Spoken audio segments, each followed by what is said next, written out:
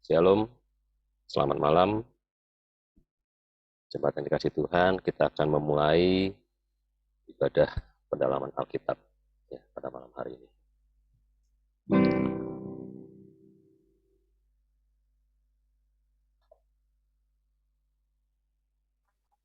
Ya, kita bersyukur masih diberi kesempatan untuk bersekutu, memuji Tuhan, bahkan menyembah Tuhan. Terlebih malam hari ini kita akan bersekutu dengan firman Tuhan. Sudahkah kita siap sedia menghadapi kedatangan Yesus kelak kembali?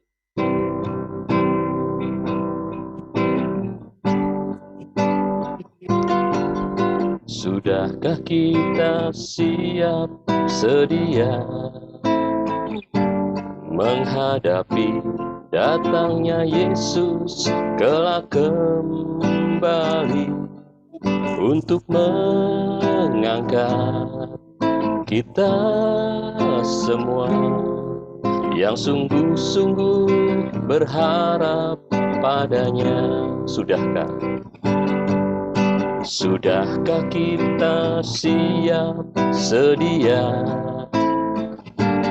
menghadapi datangnya Yesus kelak kembali untuk mengangkat kita semua yang sungguh-sungguh berharap padanya?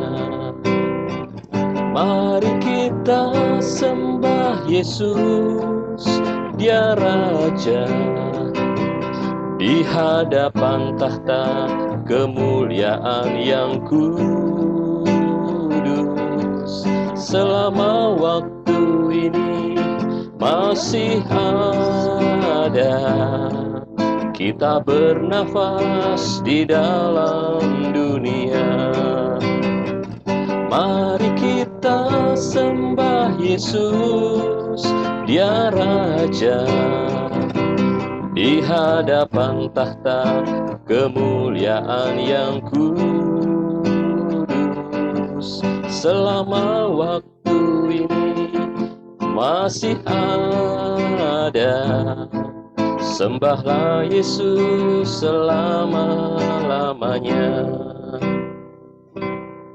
Sudahkah kita siap sedia? Sudahkah kita siap sedia menghadapi datangnya Yesus kelak kembali untuk mengangkat kita semua yang sungguh-sungguh berharap padanya? Mari kita sembah Yesus, Dia Raja, di hadapan tahta kemuliaan yang kudus.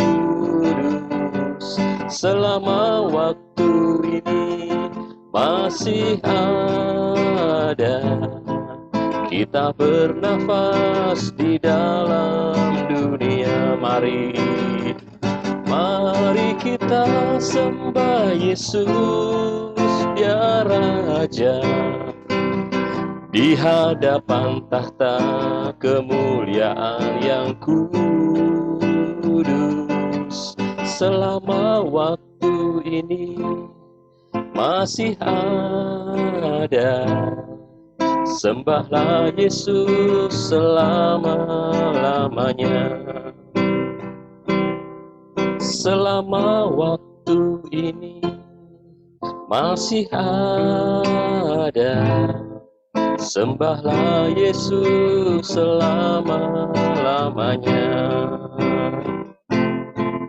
Sembahlah Yesus selama-lamanya.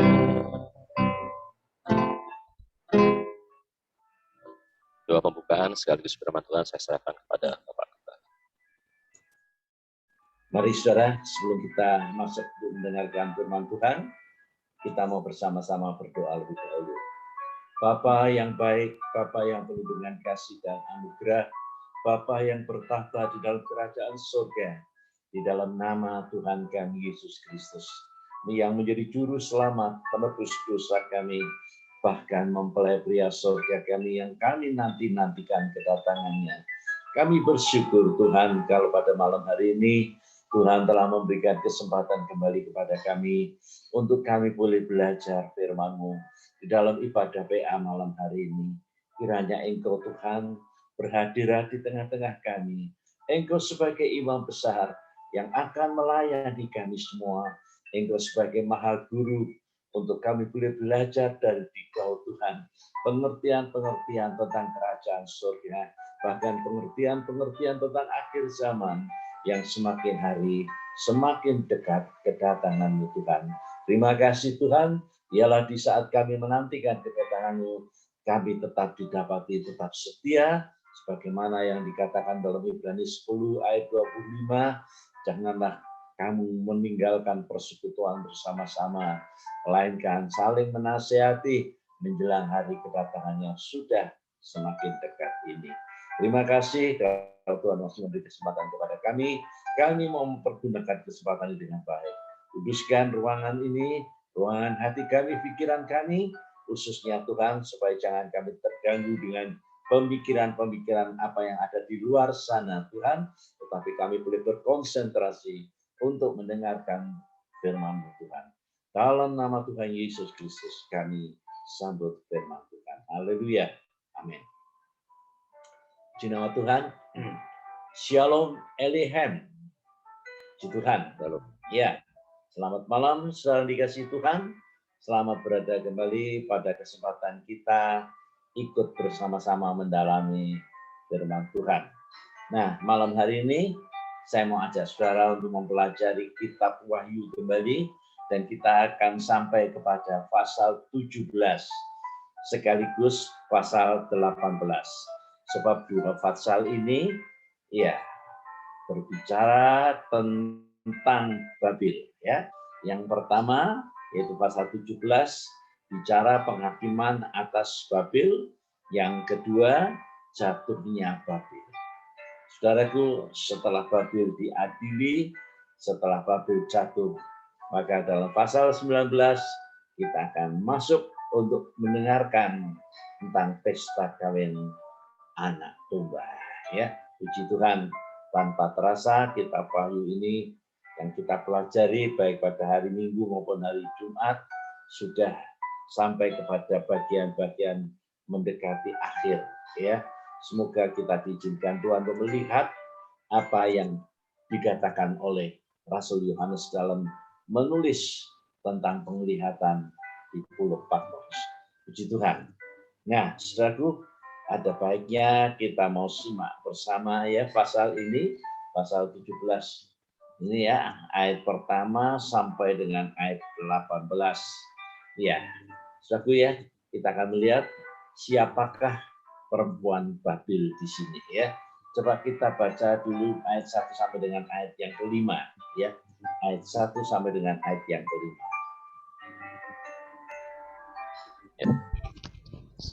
Ya.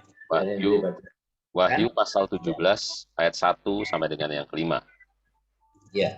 Lalu datanglah seorang dari ketujuh malaikat yang membawa ketujuh cawan itu dan berkata kepadaku, "Mari ke sini, aku akan menunjukkan kepadamu putusan atas pelacur besar yang duduk di tempat yang banyak airnya."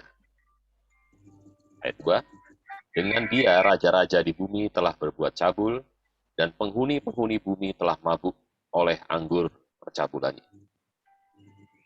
Dalam roh, aku dibawanya ke padang gurun, dan aku melihat seorang perempuan duduk di atas seekor binatang yang merah ungu, yang penuh tertulis dengan nama-nama hujat. Binatang itu mempunyai 7 kepala dan 10 tanduk. Ayat 4, dan perempuan itu memakai kain ungu dan kain kirmizi yang dihiasi dengan emas, permata, dan mutiara. Dan di tangannya ada sesuatu cawan emas penuh dengan segala kekejian dan kenajisan percabulannya. Dan pada dahinya tertulis suatu nama, suatu rahasia. Babel besar, ibu dari wanita-wanita pelacur dan dari kekejian bumi. Ya, sekilas apa yang kita sudah baca dari ayat pertama sampai dengan yang kelima ini, ya, di sini kita akan melihat siapakah perempuan Babil itu. Saudara, kalau kita baca mulai dari ayat yang pertama tadi dikatakan bahwa dia adalah pelacur besar, ya, yang duduk di tempat yang banyak airnya. Ya, itulah perempuan, ya, atau wanita Babil ini. Ya, kemudian dikatakan selanjutnya, ya, duduk di atas seekor binatang yang merah ungu, ya, itu ayat yang ketiga, ya. Perempuan itu duduk di atas seekor binatang yang merah ungu, ya.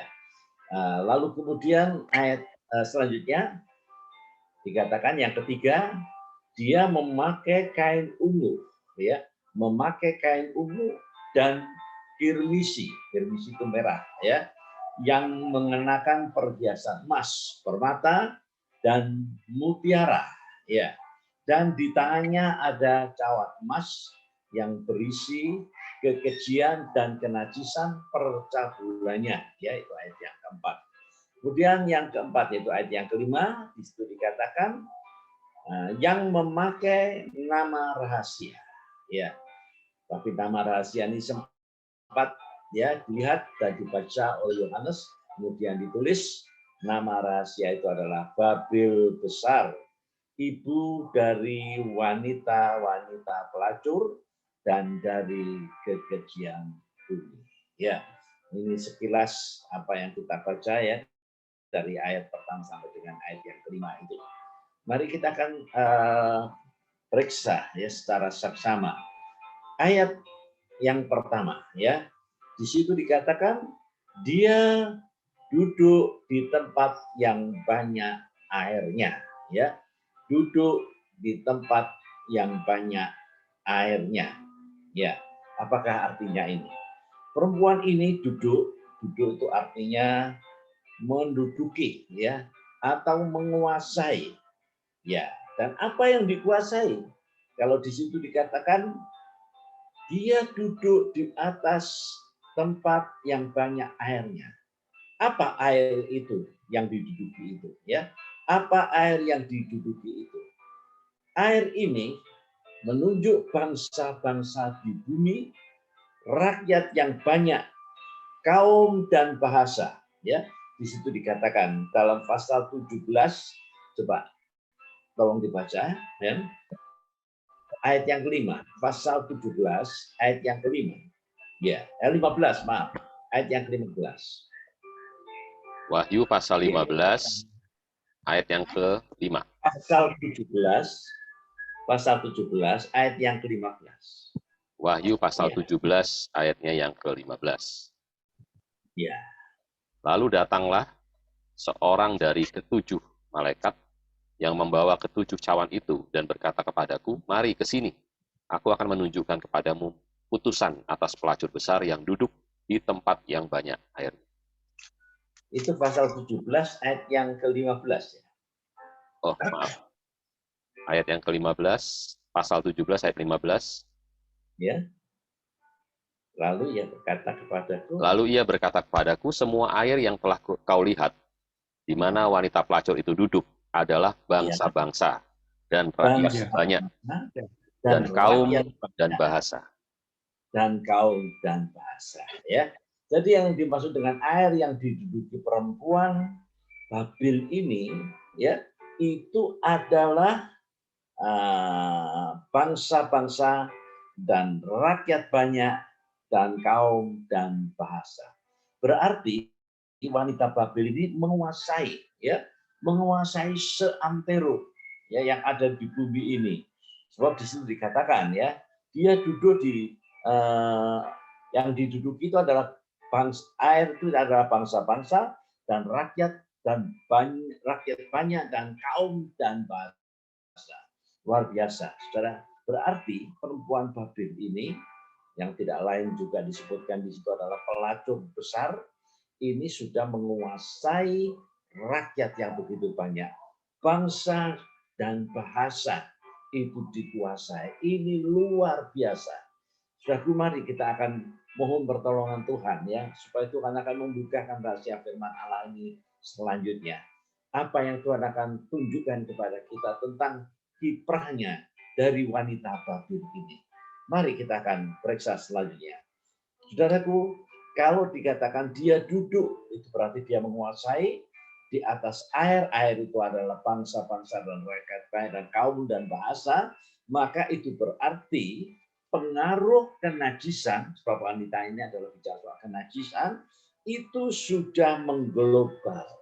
Ya, pengaruh kenajisan itu sudah mengglobal. Berarti sudah sampai kepada bangsa-bangsa yang ada di bumi ini, ya, tidak peduli bangsa apa saja, itu sudah dipengaruhi, ya, sudah dipengaruhi, sudah dikuasai oleh wanita Babylon, sudah dikuasai oleh kenajisan. Ya, raja-raja di bumi telah berbuat cabul dengan perempuan ini. Penghuni-penghuni bumi telah mabuk, ya, anggur percabulannya, ya. Di situ dikatakan, ya,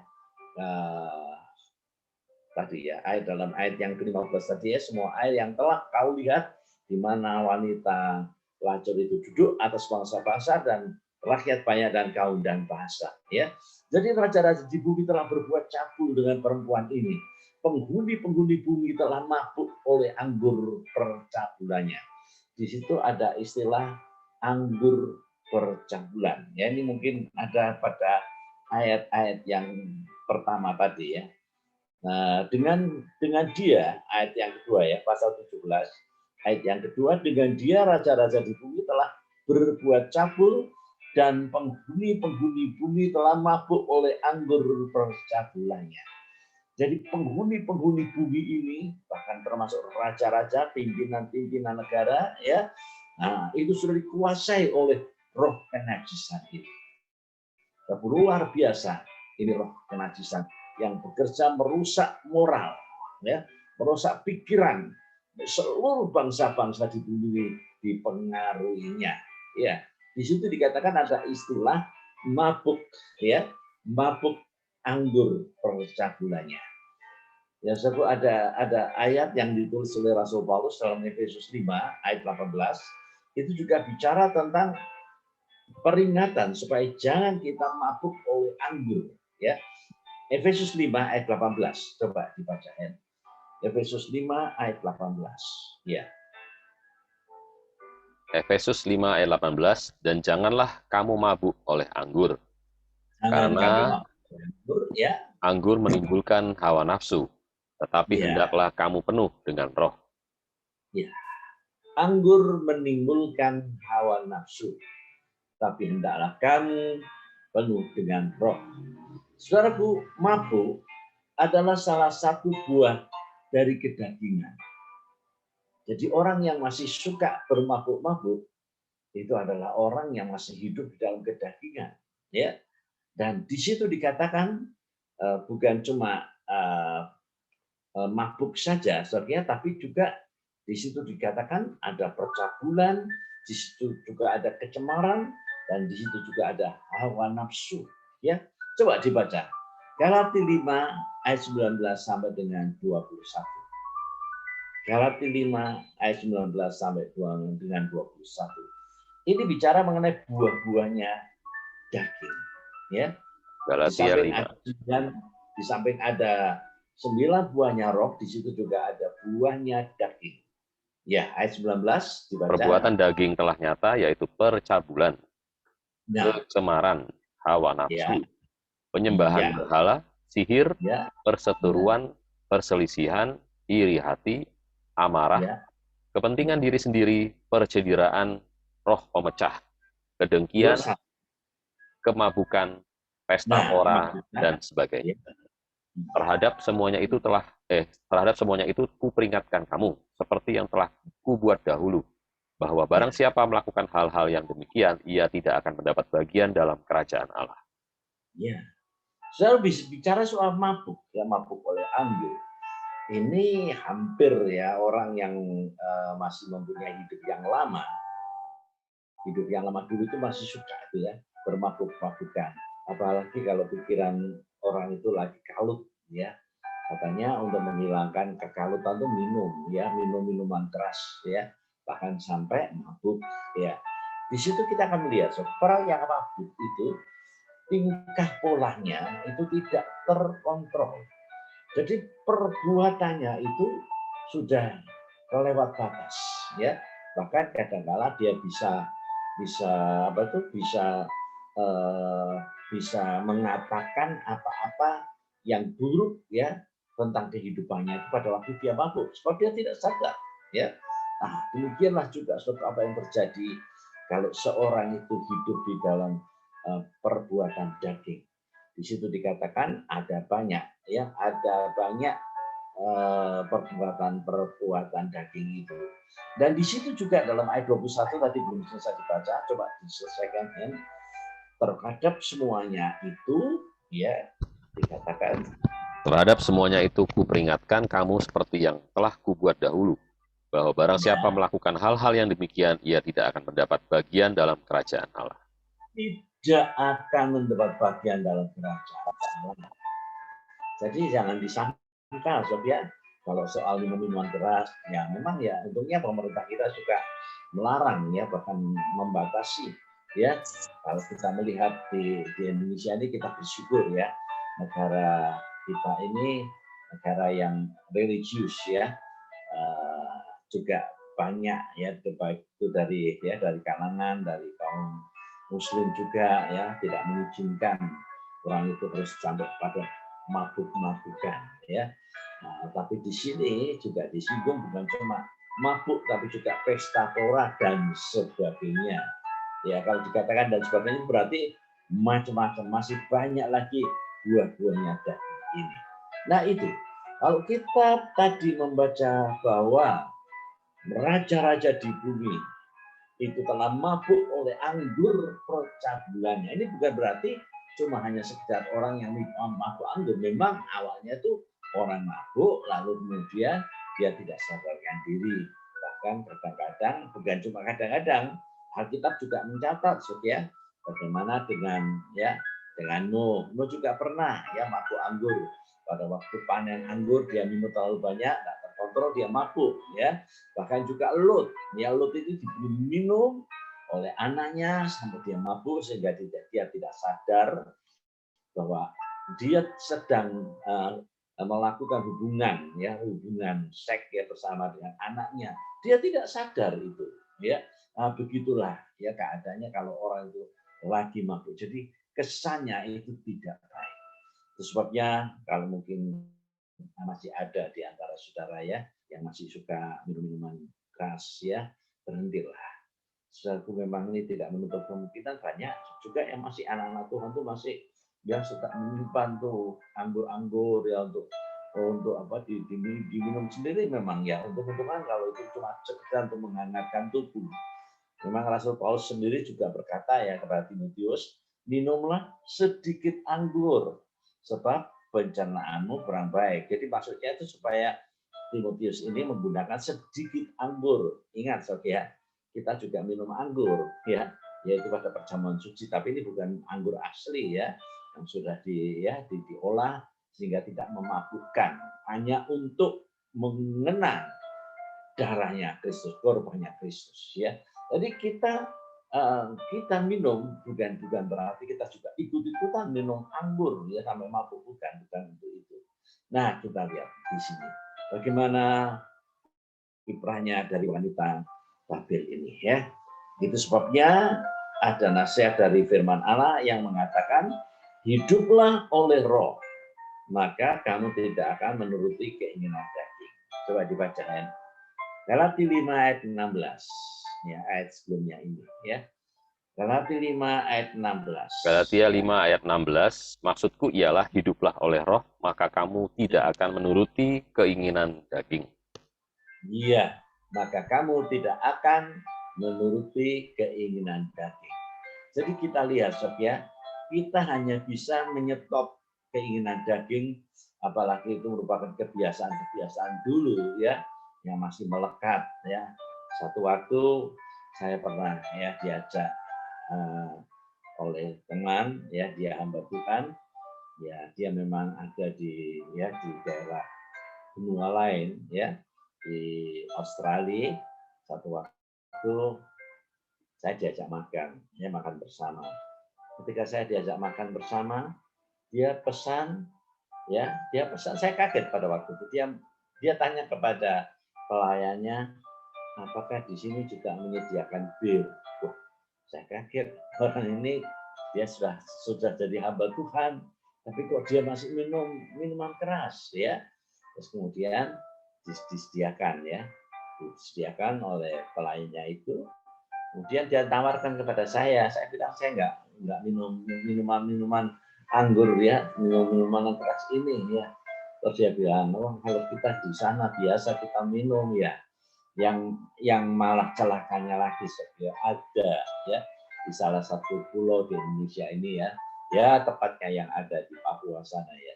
Hamba Tuhan itu kalau mau bertobat, dia minum dulu. Ditanya, lu kenapa Pak Pendeta kok minum anggur, dia minum minuman keras, ya, supaya pede katanya. Jadi kalau dia tidak minum, ya, dia tidak pede, tidak percaya diri. Ya, kalau dia naik mimbar, dia takut nanti, ya, dia kuat. Tapi kalau dia minum, ya, minuman yang bermabuk itu dia merasa pede sekali. Ya, ini juga terasa aneh, ya.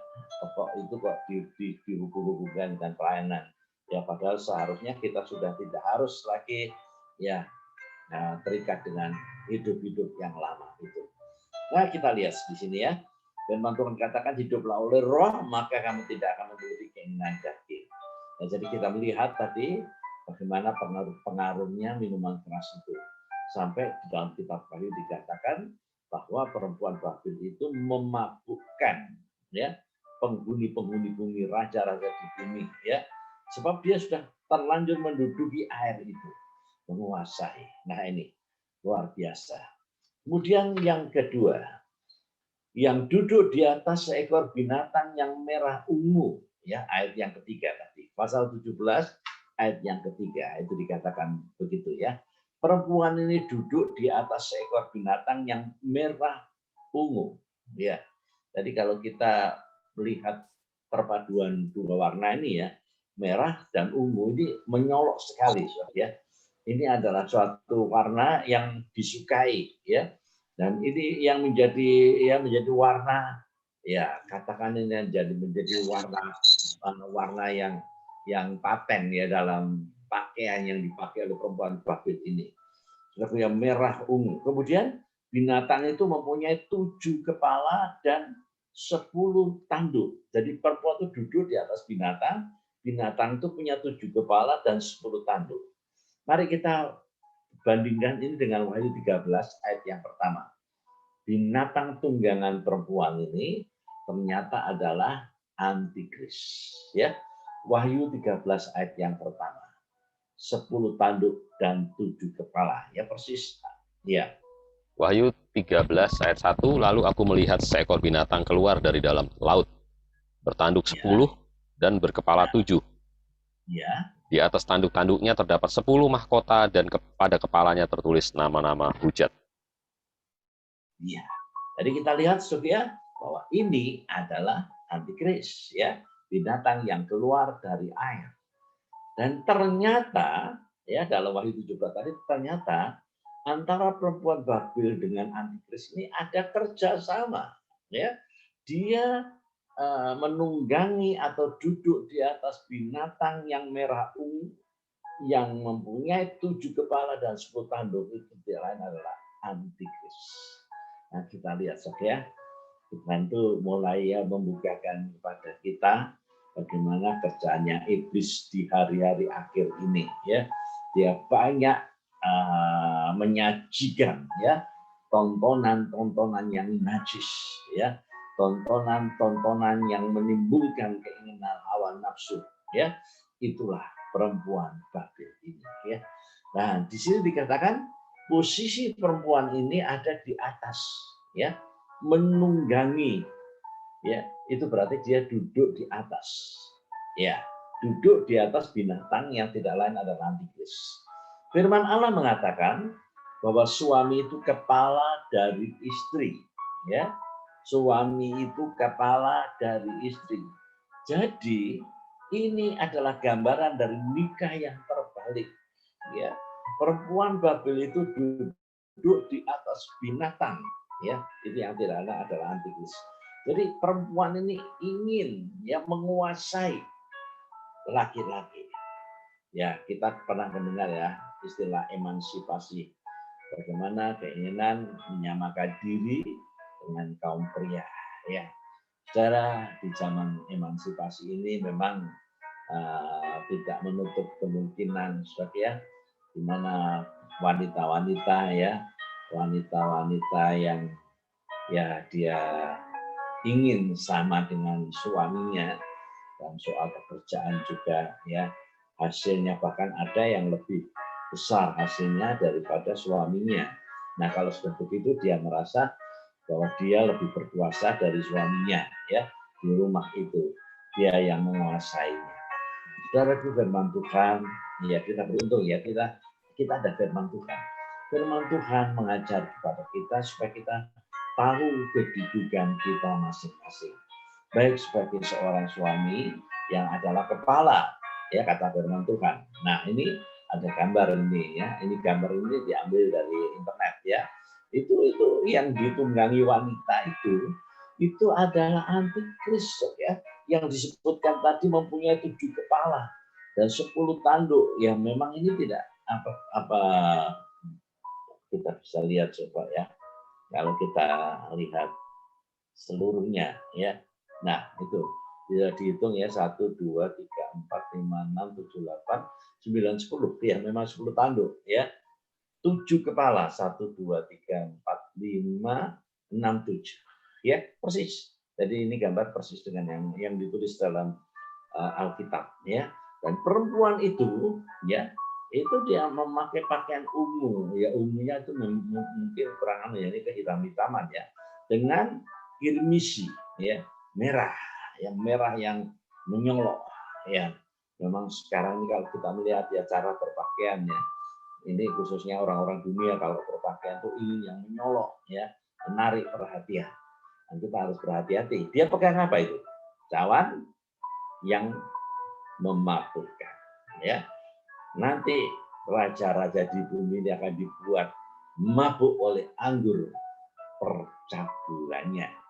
Jadi dia bukan cuma membawa anggur ya, kemudian diberikan, diminumkan, tidak, tapi sampai kepada hal-hal yang najis yang dia lakukan untuk membuat benar-benar ya bangsa-bangsa di bumi ini, pemuka negara di bumi ini juga ikut di dalam percabulannya. Nah, kita lihat. Sekarang kita baca dalam Efesus pasal 5 ayat 22 sampai dengan 24.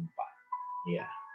Efesus pasal 5 ayat 22 sampai dengan 24. Ini adalah satu satu peraturan ya. Biasanya ini dibacakan dalam pernikahan ya, dalam pemberkatan nikah, supaya suami istri yang diberkati itu nanti tahu bagaimana menjalankan rumah tangganya ya.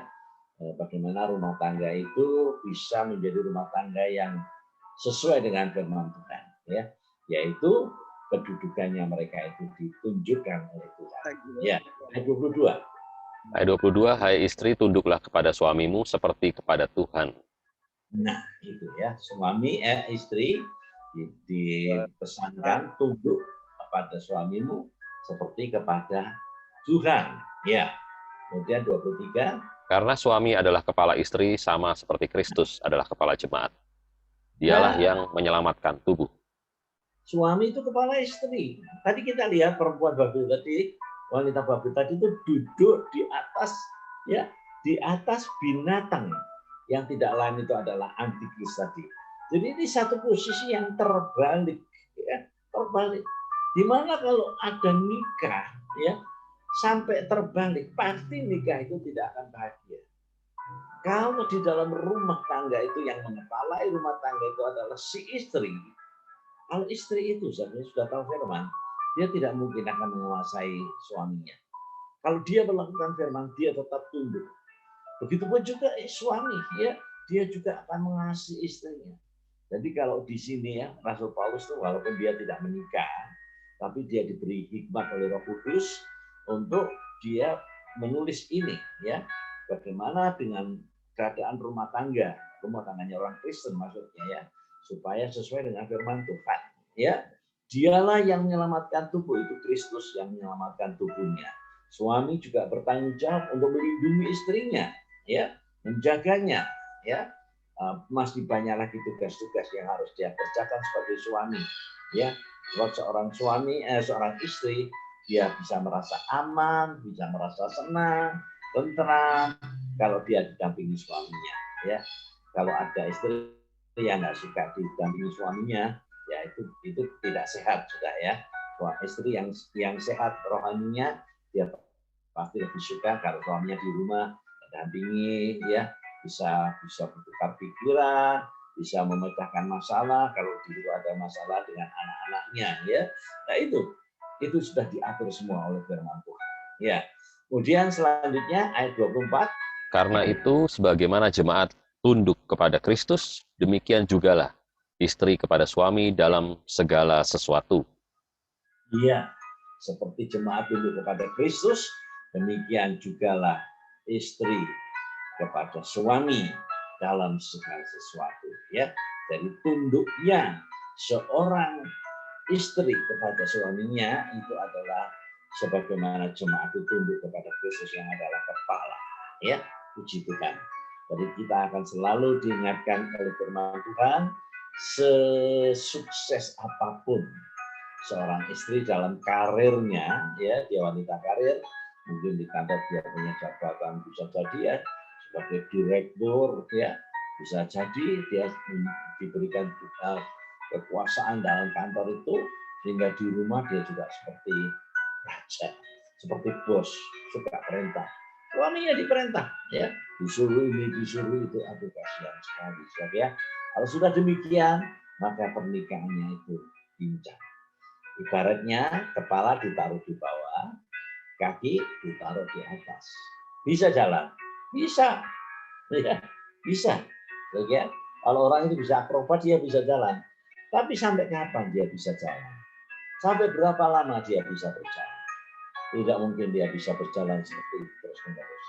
Nah, marilah kita diingatkan oleh Tuhan ya tentang posisi dalam pernikahan kita ya. Jadi kita melihat itu yang kedua ya, jadi perempuan ini selain duduk di atas air, dia juga duduk di atas binatang itu. Kemudian yang ketiga, yang memakai kain ungu dan kirmisi ya, yang mengenakan perhiasan emas, permata, mutiara, dan di tangannya ada cawan emas yang berisi kekejian dan najisan percabulannya ya, seperti dalam gambar tadi ya, bukan ya. Perempuan ini memakai kain ungu dan kain kirmisi. Saya tadi katakan ini warna-warna yang menolok ya, itu yang disukai ya. Kalau kita lihat tontonan ya, bagaimana artis ya, penyanyi kalau tampil ya di dalam penampilannya itu selalu dia memilih warna-warna yang ngejreng istilahnya ya, yang menyolok sekali ya. Tapi itu tidak perlu ditiru ya, kalau kita sebagai orang-orang yang sudah ditebus ya oleh darah Yesus, sebagai orang-orang yang sudah dipindahkan dari dalam gelap ke terang yang ajaib itu, biar kita akan selalu hidup bukan mencontoh dunia ini ya. Dalam Roma 12 ayat 1 dan 2, yang pertama mengatakan persembahkanlah persembahan sebagai tubuhmu sebagai persembahan hidup lagi kudus. Nah, ya itu yang berkenan di hadapan Tuhan, itu adalah ibadah yang sejati. Kemudian dalam ayat yang kedua, Rasul Paulus juga mengatakan jangan meniru dunia ini ya. Jangan mengambil rupa dari dunia. Bahkanlah dengan pembaruan pikiranmu ya. Untuk orang-orang muda, perhatikan baik-baik nasihat firman Tuhan ya. Memang pikiran kalian maju ya.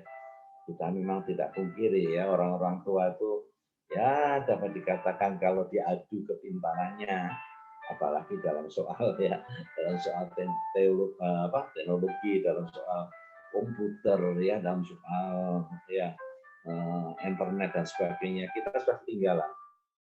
Bahkan sekarang ini orang tua belajar dengan anak. Saya juga belajar dengan anak saya. Kalau saya tidak mengerti, saya panggil anak saya suruh jelaskan ya. Nah itu, ya, Jadi itu kegenapan dari apa ya, kata pepatah dulu mengatakan kebu musuh gudel.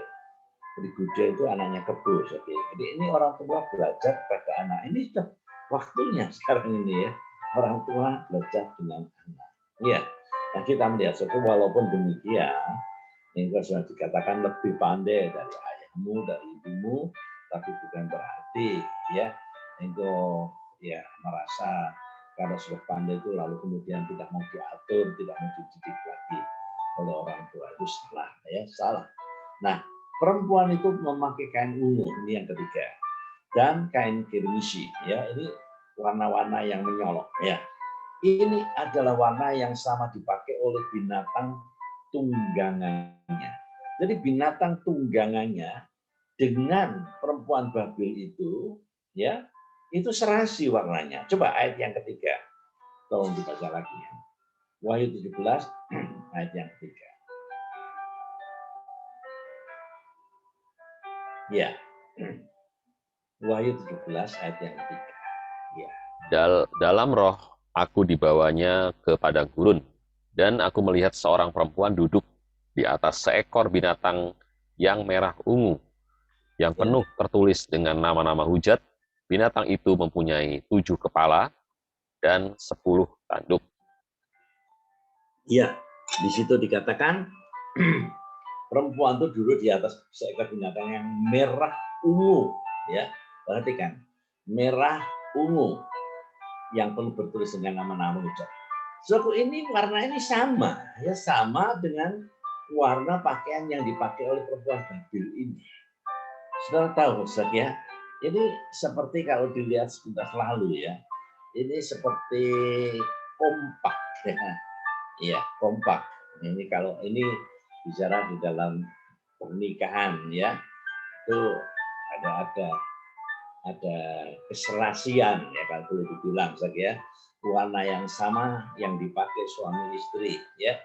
Saya melihat ini, saya sendiri suka sebetulnya kalau melihat ada suami istri yang suka menyelaraskan warna apa tuh ya, warna terutama warna ya, kadang-kadang sukanya nggak sama suami dengan istri ya.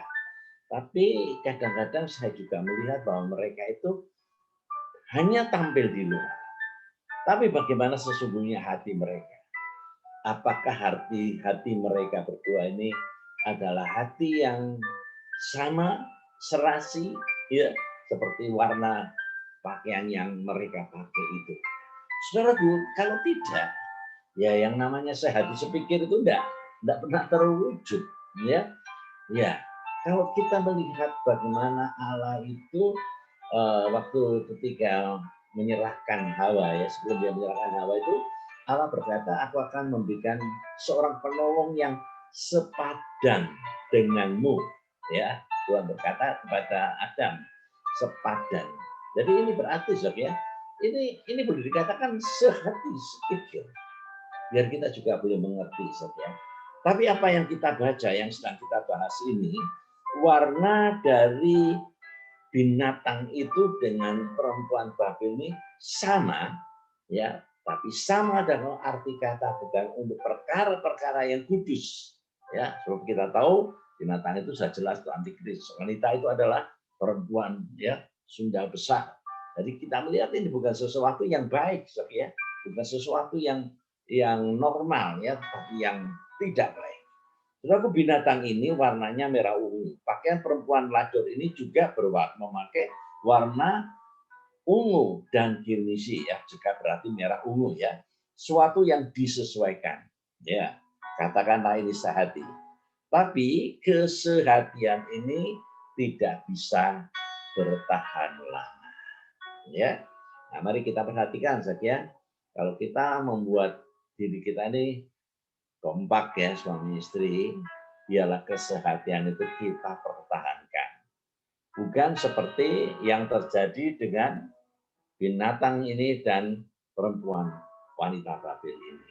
Tidak bertahan lama. Coba yang dibaca ayat 16. Di situ dikatakan binatang itu membenci perempuan lacur itu. Ya. Ayat Yang ke-16. Ya. Dan ke-10 tanduk yang telah kau lihat itu, serta binatang itu akan membenci pelacur Nah, itu. Ya terus. Dan mereka akan membuat dia menjadi sunyi dan telanjang.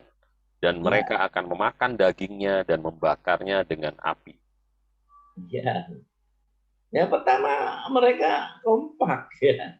Warnanya diserasikan, merah, ungu, sama ya. Tetapi itu tidak bisa tahan lama ya. Sebab di sini dalam ayat 16 dikatakan binatang itu membenci pelacur itu ya. Nah, di sini kita bisa melihat ya, ini sesuatu yang tidak bisa bertahan lama. Kalau kita melihat ya nikahnya ya orang-orang dunia ini itu banyak kali menggunakan sesuatu topeng ya, tidak benar-benar asli ya. Ya bisa saja kalau mereka sedang berjalan, mungkin sedang jalan-jalan di mall, begitu mereka bergandengan tangan ya. Tetapi kita melihat bagaimana kalau mereka itu ada di rumah. Apakah mereka itu masih bisa serasi ya, atau mereka saling bertengkar sampai pada membenci satu dengan yang lain. Nah, kita lihat ini. Nah, ini gambaran dari nikah di dunia ini. Nikah di dunia ini tidak bisa bertahan lama. Ya, dikatakan dalam ayat 16, mereka membuat dia menjadi sunyi dan telanjang. Ya, kata sunyi berarti tidak ada lagi kegirangan, tidak ada sukacita, dan tidak terdengar lagi suara pengantin laki-laki dan suara pengantin perempuan. Perhatikan, nanti saya tunjukkan ayatnya ya. Dalam Yeremia 7 ya, ayat 34 ya. Coba nanti akan dibaca. Mereka membuat dia menjadi sunyi dan telanjang ya. Itu yang dikatakan tadi. Nah, sekarang kita beralih kepada Yeremia, kitab Yeremia pasal 7 ayat 34 ya. Di kota-kota Yehuda serta di jalan-jalan Yerusalem akan kuhentikan suara kegirangan dan suara sukacita, suara Ya. pengantin laki-laki dan suara pengantin perempuan, sebab negeri itu akan menjadi tempat yang tandus. Iya. Satu ayat ini belakangan ini muncul ya, ditampilkan yang dikaitkan dengan kondisi pandemi ya.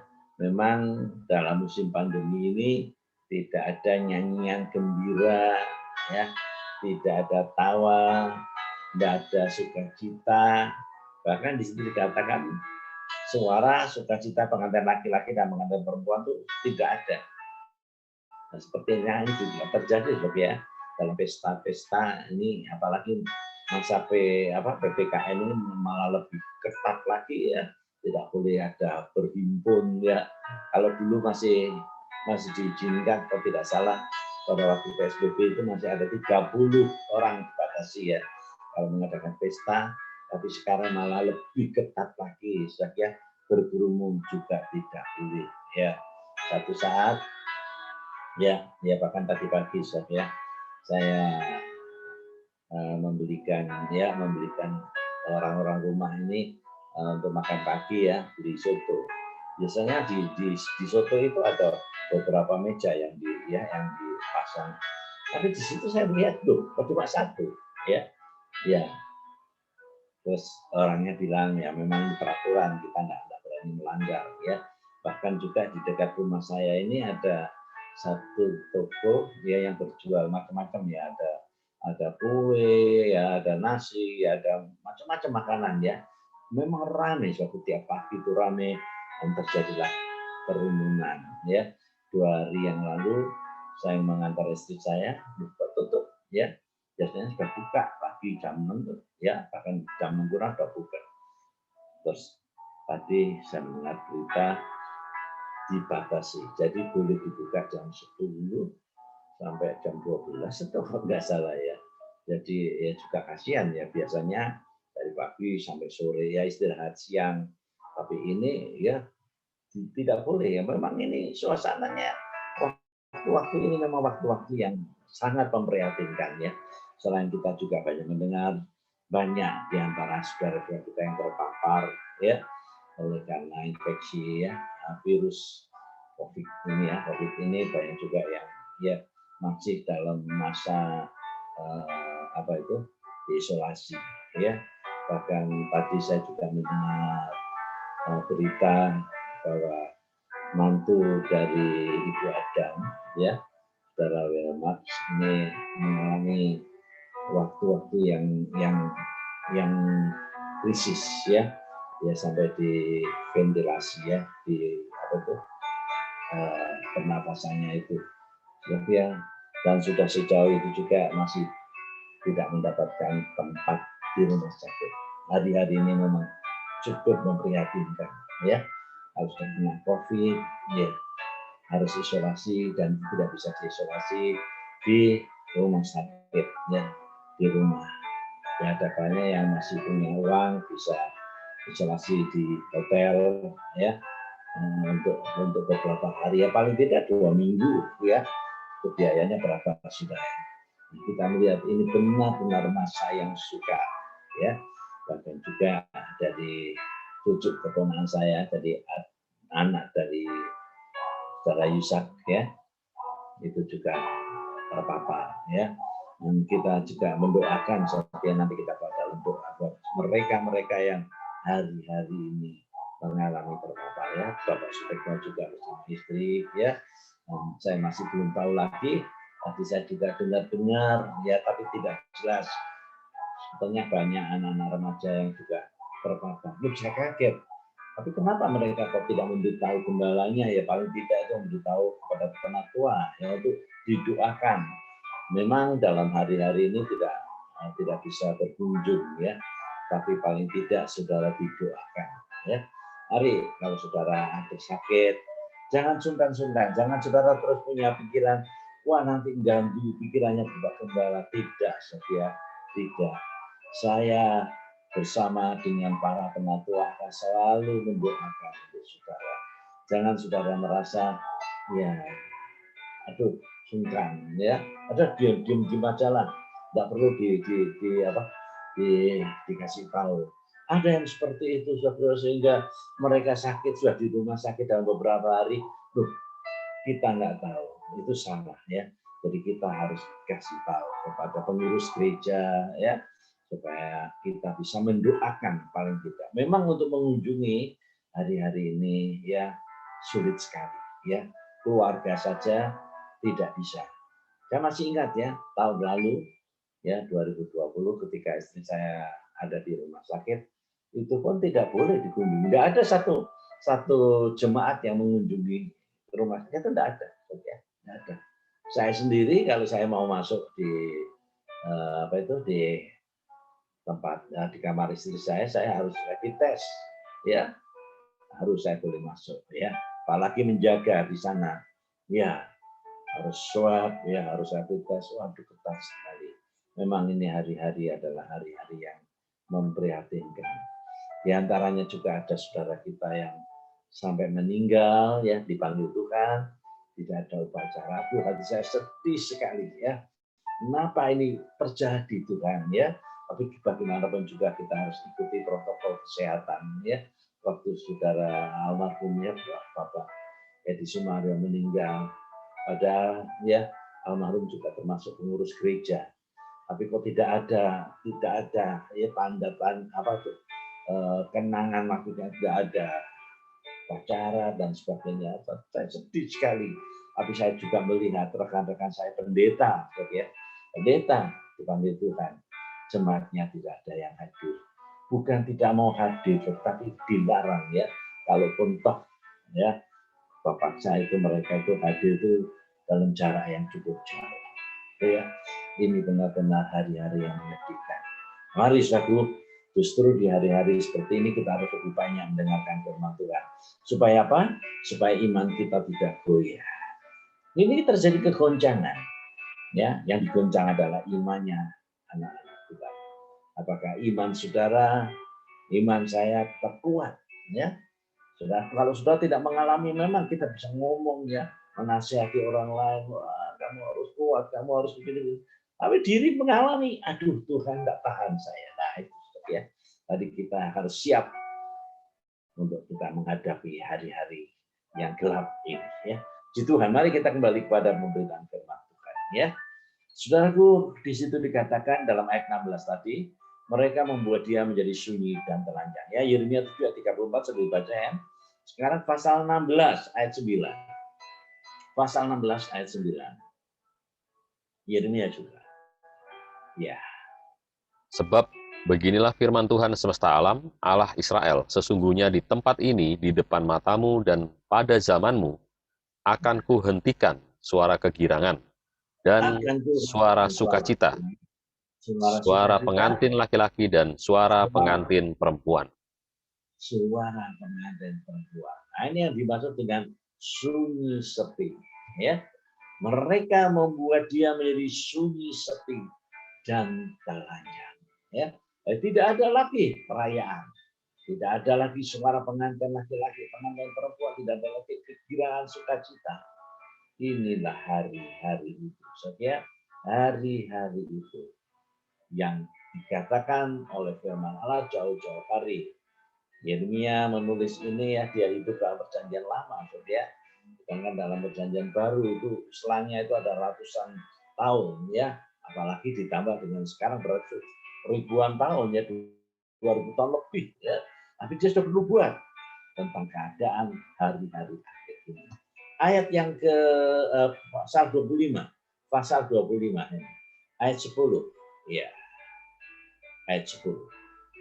Yeremia 25 ayat 10, aku akan melenyapkan dari antara mereka suara kegirangan dan suara sukacita, suara pengantin laki-laki dan pengantin perempuan, bunyi batu kilangan dan cahaya pelita. Semuanya tidak terdengar lagi. Sunyi, sepi. Itu terjadi, ya. Hari-hari ini seperti kita sudah memasuki, ya, keadaan yang sudah dikatakan oleh firman Tuhan ini. Ya, mereka membuat dia menjadi sunyi dan telanjang. Kata telanjang itu berarti dipermalukan. Jadi memang akhirnya, saudara, kalau ini diarahkan kepada wanita Babil, ya, wanita Babil itu nanti akan dipermalukan, ya. Jadi ini gambaran dari nikah yang dipermalukan. Ya, tadi saya sudah terangkan ya bagaimana dia menunggangi binatang itu, ya, dia beremansipasi, dia ingin menundukkan suaminya, ya, laki-laki ini, ya, walaupun tadinya suka seragam, ya, suka serasi, warna pakaiannya diserasikan supaya kelihatan kompak, tapi pada akhirnya di situ dikatakan dalam ayat 16 tadi, binatang itu membenci perempuan pelacur ini. Itulah keadaan dunia, ya, tidak bisa bertahan. Nikah di dunia ini tidak bisa bertahan. Asalnya cinta, akhirnya jadi benci, ya. Itulah yang mewarnai dalam kehidupan nikah rumah tangganya anak-anak Tuhan. Saudara, kalau nikah itu menolak untuk disucikan, berarti nikah itu telanjang, tidak berpakaian. Sebabnya jangan kita menolak demikian, ya. Kepada jemaat di Laodikia, Tuhan Yesus sarankan atau menasihatkan agar mereka itu membeli pakaian putih, ya, agar jangan kelihatan ketelanjangannya. Coba Wahyu 3 ayat 18. Ini senada dengan Wahyu 16 ayat 15 tadi, ya. Wahyu 3 ayat 18. Ya. Maka aku menasihatkan engkau supaya engkau membeli daripadaku emas yang telah dimurnikan dalam api, agar engkau menjadi kaya, dan juga pakaian putih, supaya engkau memakainya, agar jangan kelihatan ketelanjanganmu yang memalukan, dan lagi minyak untuk melumas matamu, supaya engkau dapat melihat. Haleluya, ya, ada 3 hal yang di sini yang disarankan, ya, oleh Tuhan pada jemaat Laodikia. Di antaranya adalah membeli emas, ya. Emas yang dimurnikan dalam api ini gambar dari iman yang teruji. Dan orang yang disebut kaya rohani itu adalah orang yang imannya teruji. Itu orang kaya, saudara. Jadi kalau saudara melihat orang kaya di dunia ini, ya memang banyak, saudara. Punya mobil mewah, rumahnya bagus, sudah berkata, wah, itu orang kaya. Sebenarnya bukan, saudara. Kekayaan dunia akan lenyap. Tidak lama, saudara. bisa satu waktu ya manyut, bisa satu waktu kolek. Ya, sekarang ini banyak pengusaha-pengusaha yang gulung tikar, ya. Jangan pikir ya kalau mereka itu bisa bertahan di masa-masa seperti sekarang ini. Sudah banyak dibuktikan, ya. Nah, yang kaya itu adalah orang yang mempunyai iman yang teruji dalam api. Ya, seperti emas yang teruji dalam api, itu orang itu kaya. Agar engkau menjadi kaya, ini kata Tuhan Yesus. Ya, benar, setiap hari-hari ini bisa dilihat mana orang kaya yang benar. Orang Kristen yang kaya rohani itu mana? Orang Kristen yang kaya rohani adalah orang Kristen yang sudah diuji seperti emas dibakar dalam api. Nah, siapa di antara saudara yang hari-hari ini menghadapi ujian? Saudara berarti kalau lulus, ya, saudara lulus, maka saudara menjadi orang yang kaya dalam rohani. Ya, begitu kan? Dan juga pakaian putih ini yang kedua, supaya engkau memakainya agar jangan kelihatan ketelanjanganmu yang memalukan. Ini pakaian putih. Kita ingat ya, pakaian putih ini adalah pakaian yang nantinya akan dipakai juga di dalam pesta kawin anak domba. Mempelai wanita memakai lenan halus yang putih bersih, ya, berkilau-kilauan. Saking putihnya, karena terus dicuci, dibersihkan, maka sampai berkilau-kilau. Kemudian yang ketiga, dan lagi minyak untuk melumas matamu supaya engkau dapat melihat. Ini bicara soal pandangan, ya, pandangan mata kita disucikan.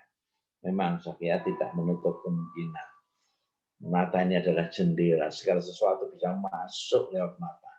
Itu sebabnya Tuhan berkata, ya, supaya kita menjaga mata kita, ya. Jangan sampai mata kita itu kita pakai untuk memandang hal-hal yang tidak baik, yang kotor, yang najis. Sebab Tuhan sendiri berkata, barang siapa melihat lawan jenisnya timbul keinginannya, dia sudah berzina di dalam hatinya. Ya, sebabnya usahakan kalau sudah melihat sesuatu yang rasa, oh ini tidak berkenan, ya sudah buang dalam nama Yesus.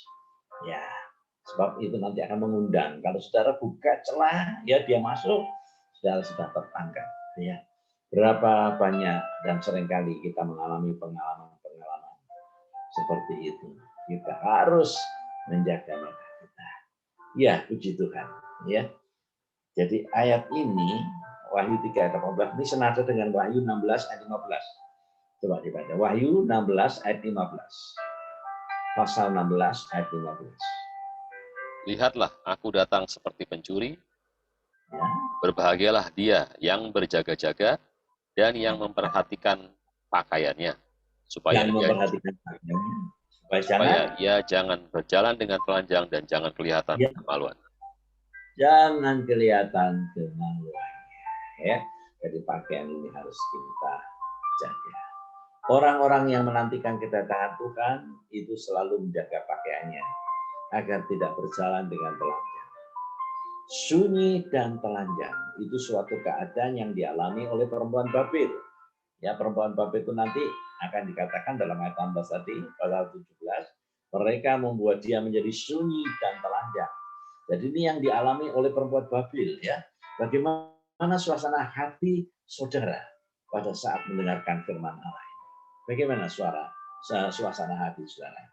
Adakah suasana mempelai ada dalam hatimu? Sebab suasana sunyi ini berarti tidak ada lagi suasana mempelai. Ya, kalau tadi dikatakan mereka membuat dia menjadi sunyi dan telanjang, itu berarti tidak ada suasana mempelai.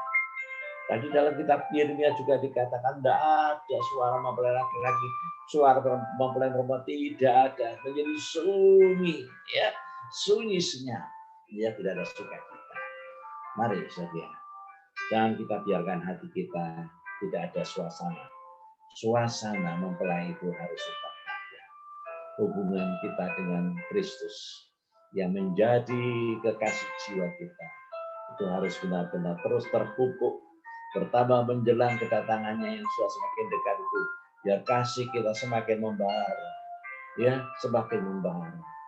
Satu waktu pernah terlintas dalam pikiran saya, kalau satu waktu saya berpuasa, saya ingin satu permintaan saja, tidak banyak permintaan. kembalikan kasih mula-mula itu pada diriku Tuhan. Ternyata kasih mula-mula itu begitu penting. Mari saudara, jangan saudara isi hidup saudara hari-hari ini dengan mengasihi dunia ini. Sebab dunia ini akan lenyap.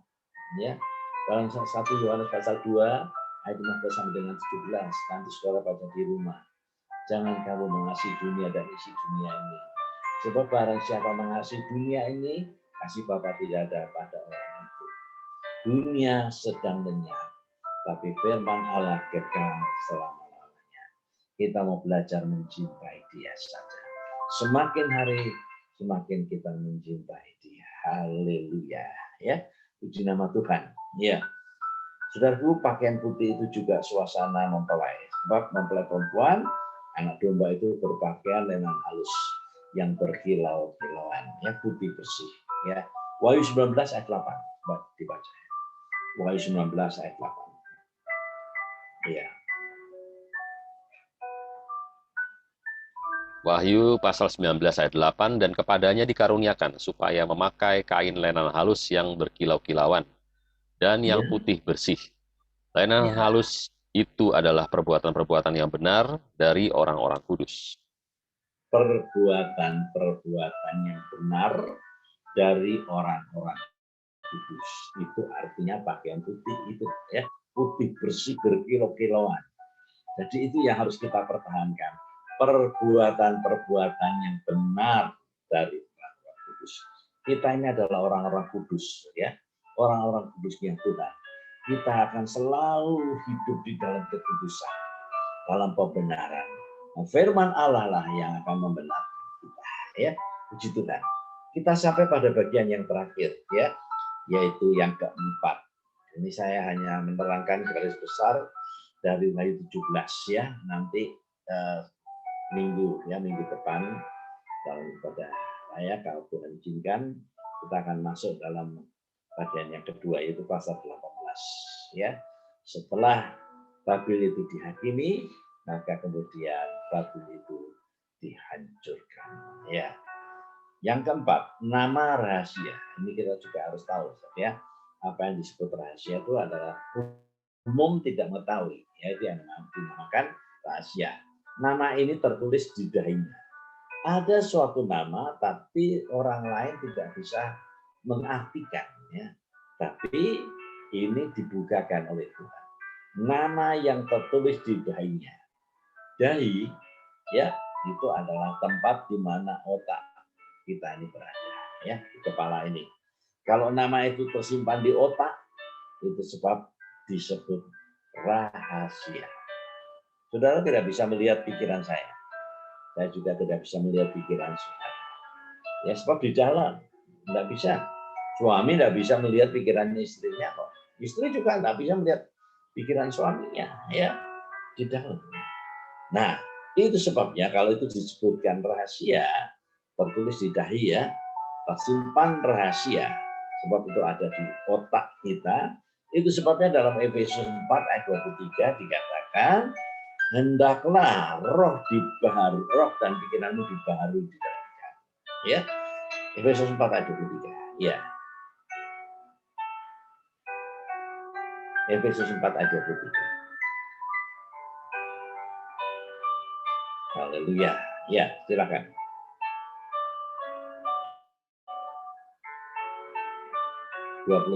Ya. Sudah kan? Supaya kamu dibaharui di dalam roh dan pikiranmu. Nah, supaya kamu dibaharui di dalam roh dan pikiranmu. Mengapa kok roh, ya? Roh dan pikiran yang dibaharui, ya. Kenapa Rasul Paulus tidak bicara tentang, ya, tingkah laku, ya, pekerjaan dan sebagainya, tapi roh dan pikiran yang ada di dalam. Dan justru yang ada di dalam ini yang penting, ya. Roh dan pikiran kita itu harus selalu dibaharui.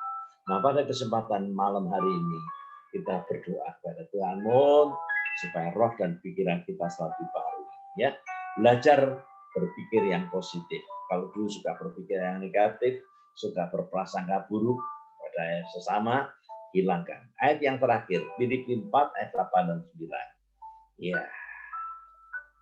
Filipi pasal yang keempat, ayat 8 dan 9. Jadi akhirnya, saudara-saudara, semua yang benar, semua yang mulia, semua yang adil, semua yang suci, semua yang manis, semua yang sedap didengar, semua yang disebut kebajikan dan patut dipuji, pikirkanlah semuanya itu. Pikirkanlah semuanya. Jadi kita ganti cara berpikir kita. Kalau dulu suka berpikir yang salah, suka berprasangka yang buruk, ya, kita sekarang mau mengubah cara berpikir kita. Mulailah berpikir yang positif. Siapa yang seringkali ada di dekat saudara? Teman kerja, saudaramu yang ada di rumah, orang tuamu, istrimu, suamimu. Mari kita bersama-sama berpikir yang positif. Ya, inilah firman Tuhan yang saya boleh bagikan pada saudara dalam kesempatan PA malam hari ini ya. Tuhan memberkati kita.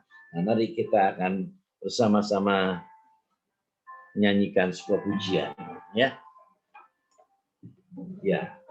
Ya Tuhan mau mendidik hati kita ya.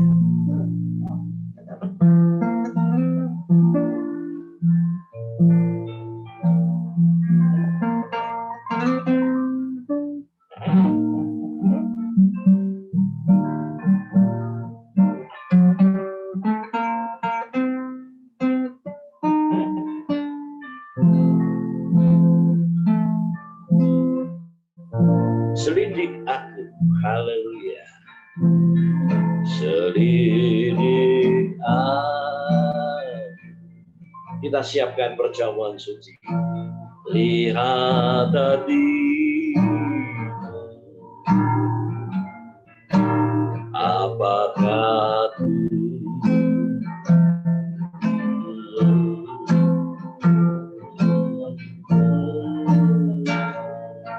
haleluya. Oh ya mata dan menggenang hidup yang tersembunyi bagiku. Telah kau lihat, haleluya. Aku lihat kebaikan yang tak pernah habis di hidupku. Berjuang sampai akhirnya kau dapati aku tetap setia. Selidik aku, selidik aku. Lihat hatiku, lihat hatiku. Amin, haleluya. Apakah aku sungguh mengasihi Yesus? Kau yang maha tahu dan menilai hidupku, tak ada yang tersembunyi bagimu. Telah kulihat kebaikanmu yang tak pernah habis di hidupku. Berjuang sampai akhirnya kau dapati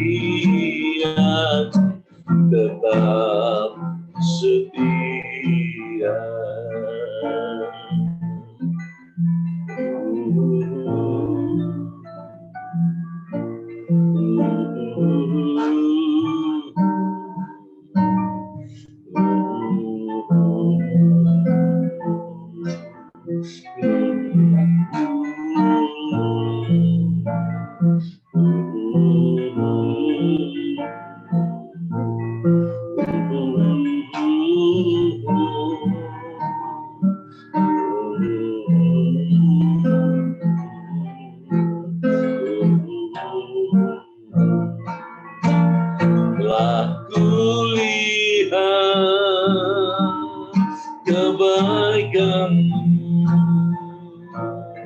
yang tak pernah habis di hidupku.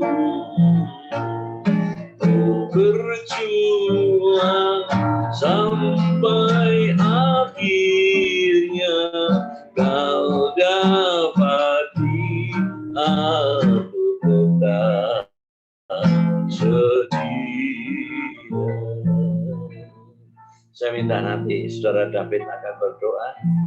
Haleluya. Dan kita nyanyikan kurnya ini sekali lagi. Nanti saya minta Saudara David dari Adi akan berdoa. Telah kulihat kebaikan-Mu yang tak pernah habis di hidupku. Ku berjuang sampai akhirnya kau dapati aku tetap setia.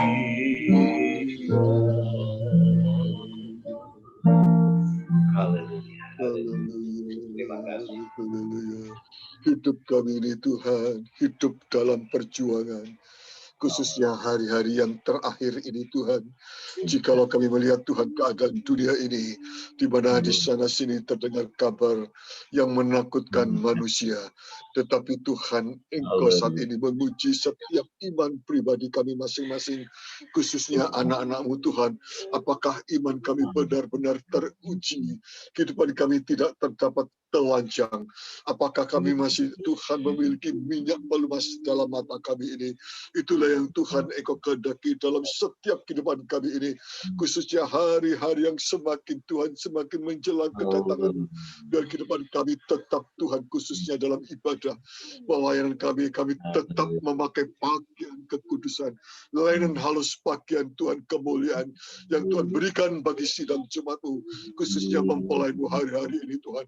Sebab itu Tuhan, hari-hari ini biar kami menyerahkan nikah kami, ibadah pelayanan ketakdisan kami, kesucian hidup kami di dalam takut akan Engkau Tuhan. Kuasai kehidupan kami sepenuhnya, roh, jiwa, tubuh kami ini Tuhan terpelihara sempurna menjelang hari kedatangan-Mu Tuhan. Terima kasih untuk kebenaran firman malam hari ini yang sudah menolong Tuhan. Tuhan yang sudah menyucikan kehidupan kami. Biar Engkau tanamkan Tuhan firman-Mu dalam setiap kehidupan kami, dalam rumah tangga kami, dalam nikah kami. Tuhan istimewa hari-hari ini. Jangan sampai nikah kami Tuhan terbalik. Nikah kami Tuhan tidak sesuai dengan kehendak rencana-Mu. Tetapi nikah kami benar-benar diberkati. Nikah yang dikuduskan, nikah yang disucikan Tuhan. Terima kasih Bapa di surga. Terima kasih sebentar Tuhan kami akan kembali bersekutu dengan firman-Mu. Layakkan kehidupan kami Tuhan. Kami yang sudah mendengarkan firman-Mu. Terima kasih Bapa di surga. Terima kasih kami tetap berdoa buat gembala kami. Engkau berkati, Engkau pakai pelayanan hamba-Mu, gembala kami lebih hari. Tuhan berikan roh hikmat wahyu. Membuka rahasia firman-Mu lebih jauh lagi. Kesehatan yang prima juga bersama dengan Ibu Gembala. Berkati beliau berdua Tuhan dalam mengembalakan domba-domba-Mu. Walaupun lewat live streaming maupun lewat Zoom. Tetapi kami jangan percaya firman-Mu tetap Tuhan Engkau kumandangkan. Firman-Mu tetap Tuhan Engkau memberikan atas kehidupan kami. Jemaat-Mu yang merindukan Tuhan firman-Mu.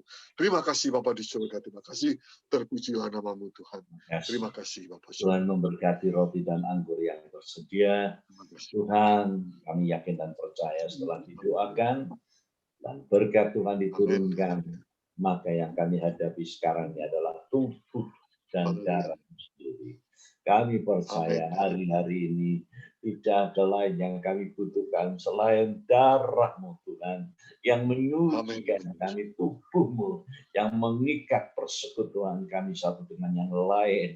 Terlebih di hari-hari banyak ya Tuhan, anak-anak-Mu yang terpapar oleh karena COVID-19 ini. Tuhan tolong biarlah mereka diyakinkan Tuhan, kalau saat ini mereka mengangkat tubuh-Mu, mereka memiliki iman bahwa itu adalah benar-benar tubuh Kristus yang dipecah-pecahkan dan darah Kristus, darah perjanjian yang ditumpahkan.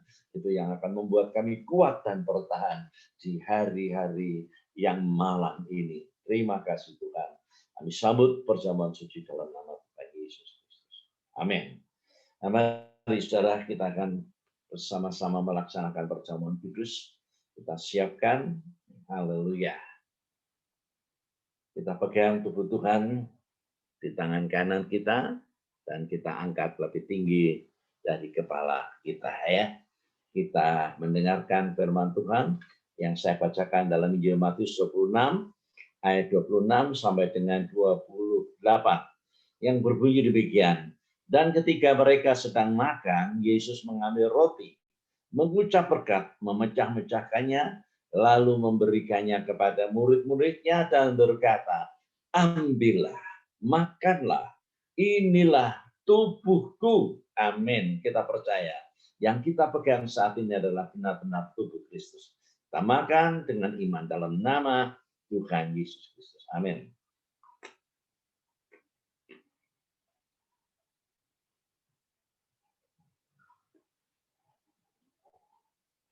Puji Tuhan. Sekarang kita pindahkan cawan di tangan kanan. Haleluya, angkat lebih tinggi ya dari kepala kita. Kita dengarkan firman Tuhan selanjutnya. Sesudah itu dia mengambil cawan, mengucap syukur, lalu memberikannya kepada mereka dan berkata, minumlah kamu semua dari cawan ini, sebab inilah darahku, darah perjanjian yang ditumpahkan bagi banyak orang untuk pengampunan dosa. Amin. Kita minum dengan percaya dalam nama Tuhan Yesus. Haleluya, haleluya. Terima kasih Tuhan. Engkau sudah memberkati Tuhan ibadah kami pada malam hari ini. Namun kami terbeban untuk mendoakan saudara-saudara kami yang dalam keadaan terpapar oleh karena COVID-19 ini Tuhan, baik saudara Sutekno bersama istri, baik Ibu Triana yang masih di dalam Tuhan, isolasi mandiri, baik saudara Wilmax yang juga Tuhan terpapar dalam COVID ini Tuhan, Engkau tolong satu persatu anak-anak-Mu Tuhan, juga Tuhan semua yang sudah Engkau tolong juga berterima kasih. Seperti yang terjadi Tuhan pada saudara Febo dengan suaminya, Engkau sudah tolong. Dan bagi mereka yang masih terpapar, juga anak Gebi Tuhan, Engkau juga tolong Tuhan. Yusak dengan suami Tuhan, Engkau lindungi dari Tuhan COVID-19 ini. Juga kami semuanya Tuhan. Kami tahu udara yang kami hirup saat ini adalah udara yang kotor, penuh dengan polusi, penuh dengan virus. Mari Tuhan, Engkau berikan kami filter Tuhan, supaya kami tidak terpapar, supaya kami tetap sehat Tuhan, karena Engkau menjaga dan melindungi kami. Oh, hari-hari ini memang kami yang dibutuhkan adalah iman Tuhan kepada korban-Mu Tuhan, iman kepada Tuhan pengorbanan-Mu di bukit kita. Kami percaya dan yakin saat ini Tuhan, Engkau sudah menjamah mereka semua, segala kuasa-kuasa penyakit roh-roh virus-virus yang merajalela dalam nama Yesus, dihancurkan kuasanya. Terima kasih. Mungkin kami Tuhan tidak mengetahui di antaranya juga Tuhan ada anak-anak-Mu yang lain, tapi kami percaya Engkau tahu Tuhan keadaan mereka. Engkau akan menjamah dan menolong mereka Tuhan, bahkan juga yang mengalami sakit yang sudah cukup lama, seperti saudara Fang, saudara Tuhan Nathan Subagio, Engkau juga beri kekuatan dan kesehatan, pemulihan Tuhan. Terima kasih Tuhan Yesus, terima kasih. Dan sekarang saudara yang dikasih Tuhan, terimalah berkat yang datang dari Allah Bapa, kasih cintanya Tuhan Yesus Kristus, ada menyertai engkau dan Roh Kudusnya, menolong engkau sampai kedatangan Tuhan yang kedua kali. Di dalam berkat nama dari Tuhan Yesus Kristus, kami sudah berdoa. Semua yang percaya bersama katakan, amin. Haleluya. Puji Tuhan. Sekian ibadah malam hari ini. Saya kembalikan kepada saudara Hendri. Tuhan Yesus memberkati kita semua. Selamat malam.